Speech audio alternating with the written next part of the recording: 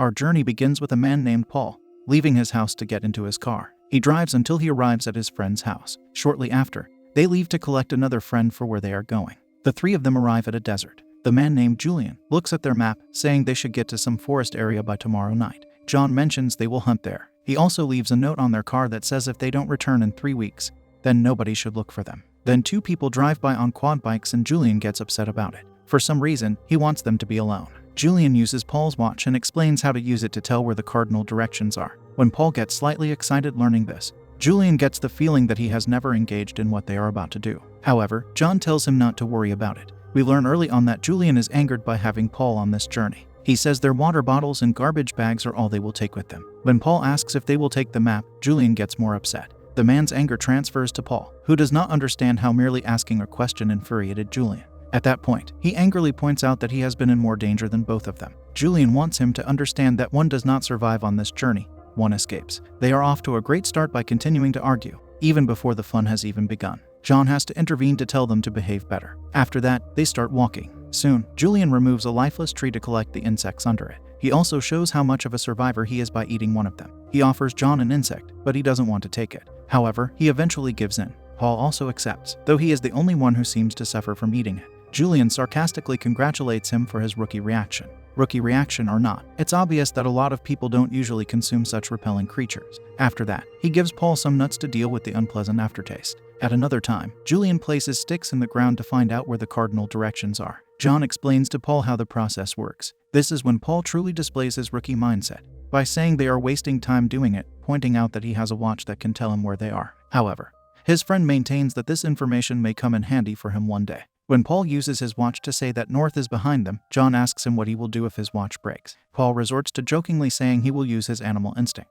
At night, Julian continues showing how capable he is by creating a fire. This is another one of his skills that Paul considers impressive. Since it's a full moon, Paul gets the urge to howl like a wolf. This silly behavior annoys Julian. Sitting by the fire, Paul takes out a flask of alcohol. John gives him survival advice that drinking it will dry him out. Hearing how there are so many rules to follow, Paul rants how there are more rules here than at home. His complaining makes Julian retort, saying he does not want to babysit him. After he leaves, John tells Paul that Julian has been waiting for this trip for a long time. But now that he's finally doing it, it's not going exactly how he wanted. John also says that Julian is running from something, but he reassures him that he knows where he is going.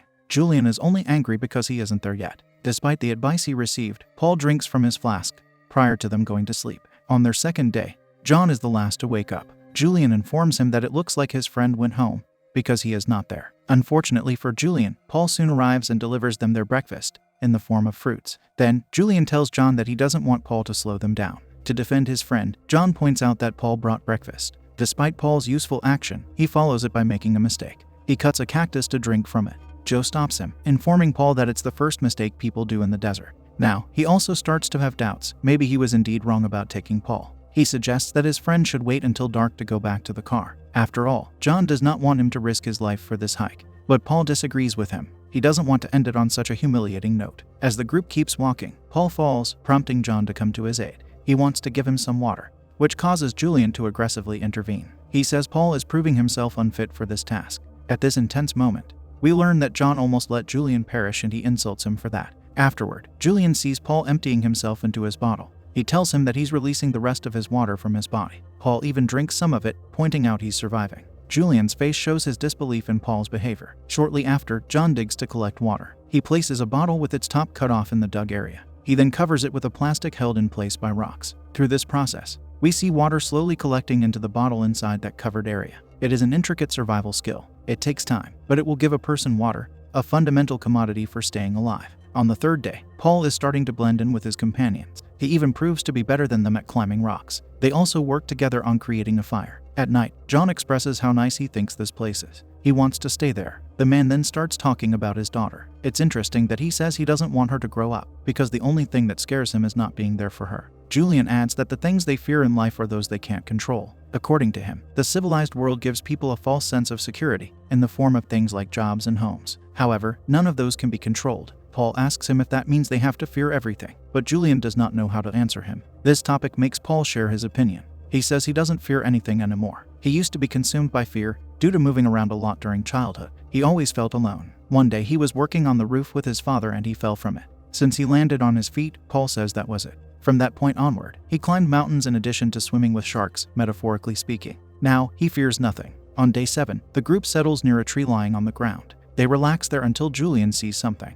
What he sees is a mark on a tree left by a boar. Then, we see the trio gathering wood to build something. John tells Paul that what they are creating is called a deadfall trap. He also warns that the scariest thing that can happen to him is not going to take place in the woods. John pauses for a brief moment to start positioning the trap into the air with a rope. After that, he finishes by saying the scariest thing will be inside Paul's head. We now see that they have built a hut for themselves, along with the trap to eliminate a boar. Later, Julian tells Paul to grab the rope on the trap so he can reset it. Paul gets up and walks to it, but he is unable to grab it fast enough. Therefore, the dangerous object comes crashing down, almost hitting Julian. This angers him to the point of pushing Paul. The rookie is left with no choice except to push back. Subsequently, Julian calls out to John, only to see the dreadful thing that happened to him. He is lying there with a stick stuck in his torso. Paul wants to take it out.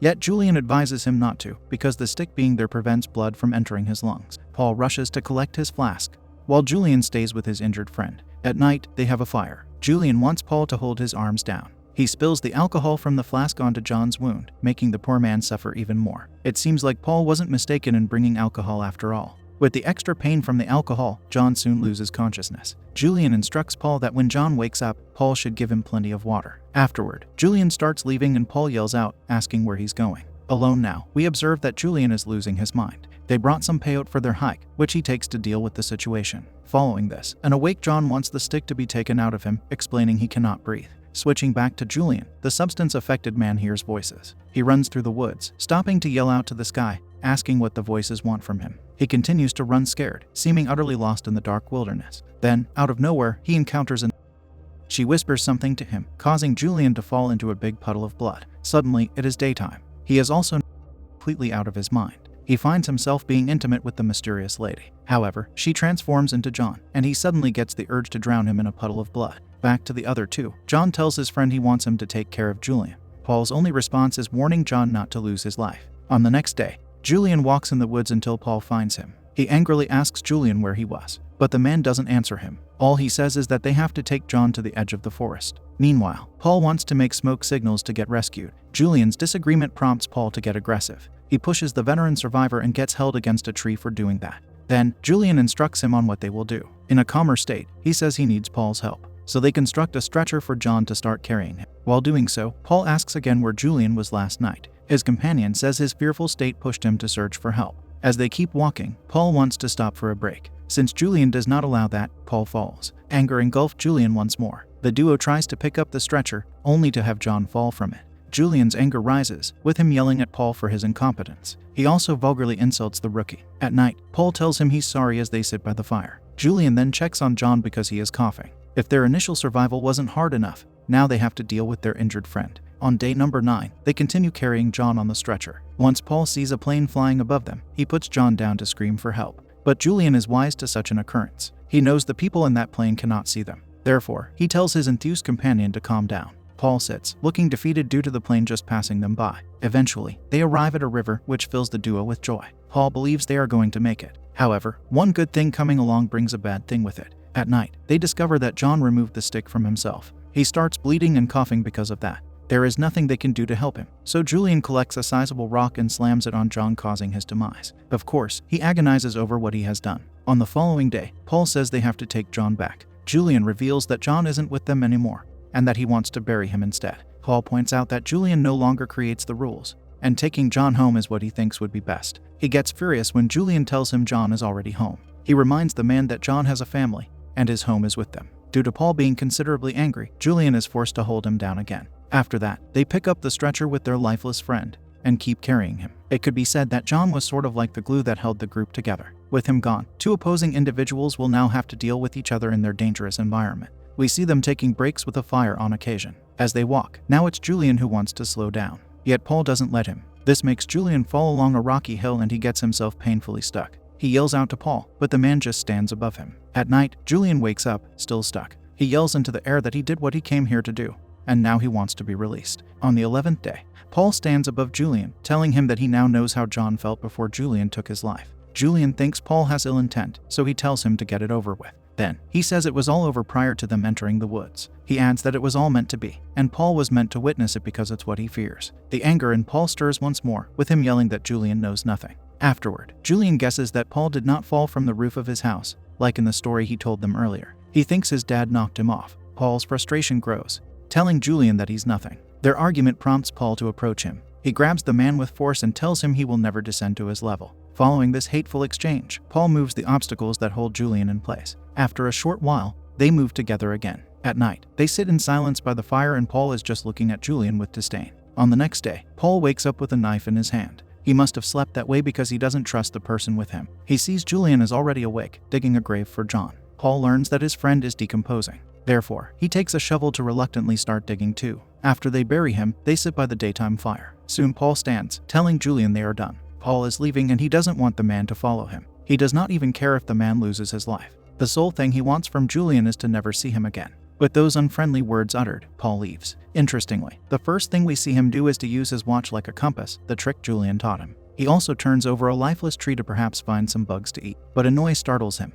Yelling out Julian's name yields no response. We see how he tries to be a survivor. He attempts to catch a lizard. Alas, the reptile escapes. Paul resorts to eating small insects he finds in trees. Engaging in a second survival skill, creating a fire, also gives him a negative result. He cannot help but feel frustrated. At night, he sleeps without the fire that he is used to sleeping with. It is certainly not a fun time for him. Suddenly, a noise wakes him up, making him scream at whatever made it, and an animal squeals back. The journey continues into the lucky 13th day. Paul tries using his watch as a compass, only to find that it's broken. This causes him to collect some sticks to use them in the same way Julian did to learn where the cardinal directions are. He waits for the shadows to move. Shortly after, he sees Julian behind him. Paul is curious to know how long he was walking in the wrong direction. His fury does not allow him to wait for Julian to respond. He charges at the man, though Julian grabs him. They struggle on the ground, where Julian has the upper hand like he always does. It doesn't take long for Paul to lose consciousness. On the last day of their second week there, Paul wakes up tied to a tree. Julian sits nearby with a fire,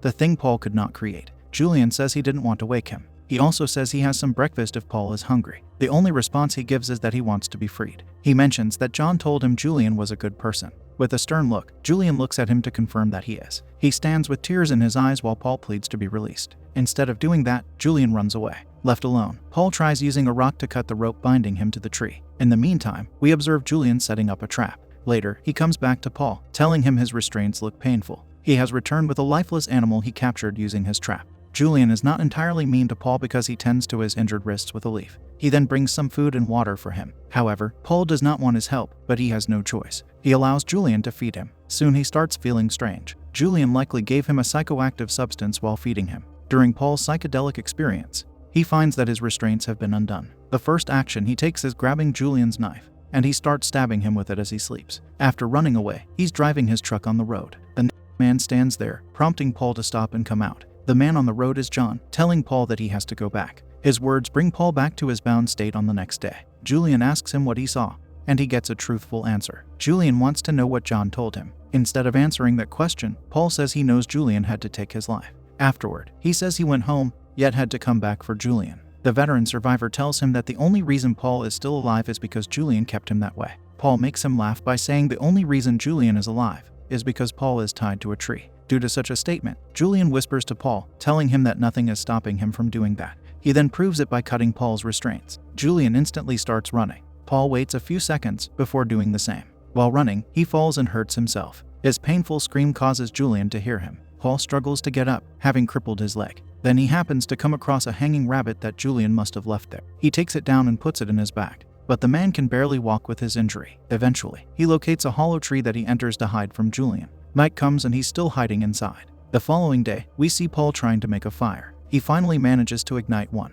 After that, he carries a hot stick to another area to light a second fire there. Julian goes to the first fire to put it out. Finding the second one, he tries extinguishing it too. Meanwhile, Paul walks behind him holding a huge stick. He breaks it by slamming it against Julian's back. Unconscious now, the survivor gets dragged by Paul somewhere. At a different time, Julian wakes up restrained to a tree just like Paul was. The rookie isn't that much of a rookie anymore, for he has another fire going. On top of that, he already used it to cook the rabbit he collected. He informs Julian that he will send for help when he gets back home. Once he starts leaving, Julian yells that he can't go back. He adds that things aren't the same. Alone again, Paul collects a thick stick to help him walk with his crippled leg. He then lights another fire. The arrival of the 17th day brings Paul his doomsday. He wakes up to Julian standing near him. The moment he brings his knife down on Paul is the moment the scene instantly cuts. All we see afterward is Paul's stick being stuck in the ground with blood dripping down it. Unfortunately, respecting one another is something they never ended up doing. 17 days later, the group's friends arrive by helicopter to search for the trio in the woods. They yell out to each of them, not knowing that at least 2 of them are no longer of this world. Soon we witness an interesting sight of Julian taking down one of the rescuers. He has become a creature of the woods, deeply affected, and has become uncivilized. It all ends with John's voice saying several statements. The most important ones seem to be his final 2 questions. He first asks what is the difference between living and not losing one's life. Additionally, after one has survived, what does it mean to live?